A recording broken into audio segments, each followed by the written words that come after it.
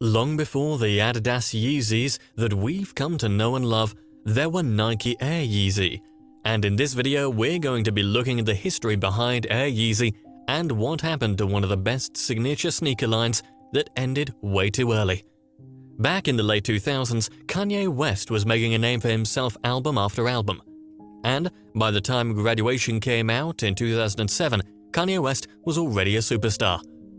Kanye wanted to explore his creative abilities in fashion. Thankfully for us, that started with his sneaker designs. Kanye's first effort was a collab with the Japanese streetwear brand A Bathing Ape. He designed this highly coveted Bapesta, which featured the college dropout bear on the shoe. Kanye later went on to design high-end luxury shoes for the brand Louis Vuitton. Learning the design process from start to finish with shoes like the Louis Vuitton Mr. Hudson, the Louis Vuitton Don, and the Jasper, it was during these formative years that Kanye was approached by Nike to design his own shoe. When news broke that Kanye was teaming up with Nike, the sneaker community was filled with excitement. It would be the first time in Nike's history that they would collaborate on a signature shoe with a non-athlete. Mark Smith, Nike's creative director at the time, was assigned the task of helping the star fulfill his vision. Kanye wanted to create a brand new silhouette that fused retro Nike sports shoe technologies with modern-day high-fashion materials. The first shoe would aptly be titled Air Yeezy 1. Kanye was obsessed with Jordans and wanted to communicate that through his shoe, but Nike wouldn't let him use any Jordan properties on the design. Original sketches of the Air Yeezy 1 show a circular air bubble in the heel. Unfortunately, this didn't make the cut. However, the Air Yeezy 1 did feature a circular lace lock with the letter Y etched out in the center. Throughout the year leading up to the release, Kanye would be seen rocking samples of the Air Yeezy 1 on stage and in public. This caused massive hype for the shoe. The Air Yeezy 1 released for $250 in 2009 in only 3 original colorways. Nike debuted the silhouette in a Zen Grey colorway, which was followed by 2 other colorways later that year, the Blink colorway and the Net Tan colorway. The Air Yeezy 1 was a massive success and sold out immediately.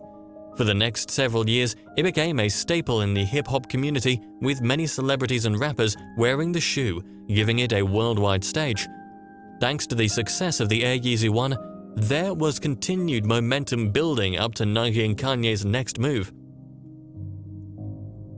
Over the next 3 years, Kanye would work on the design for the Nike Air Yeezy 2, but this time, Kanye would be working with Nike designer Nathan Van Hook.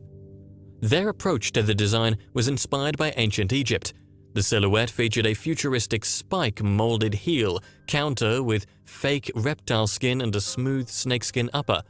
And like the original Air Yeezy, the Air Yeezy 2 borrowed elements from other Nike models. In 2012, Nike released the Air Yeezy 2 in 2 original colorways, Pure Platinum and Solar Red. The release was extremely limited, with only 5,000 pairs between 2 colorways sold through retailers throughout the US. This created mass hype for the shoe and high resale prices.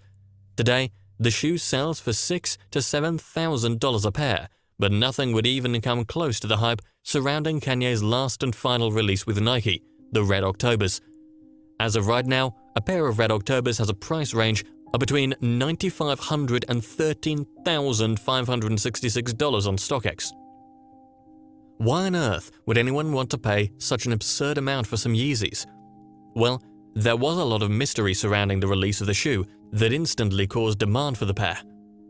It all started with a rumor of a third Air Yeezy 2 colorway. After seeing Kanye wear the shoes at several performances, and after Kim Kardashian gave a sneak on her Instagram, Yeezy collectors were almost certain that a third colorway existed, and that it would be released alongside his upcoming album Yeezus.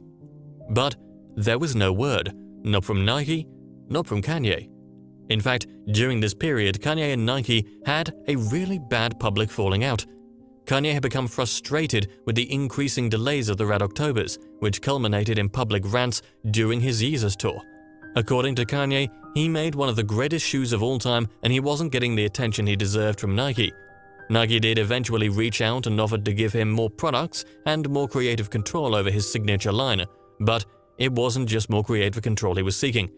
Kanye also wanted a royalty share, similar to what Michael Jordan received, which was 5%.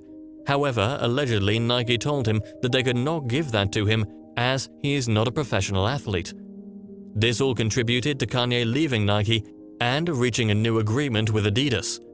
Adidas offered Kanye a 5+ year partnership in a deal where Kanye received a $10 million payout in addition to a royalty of every shoe that had sold, which started at 5% and has rose to 11% over the years.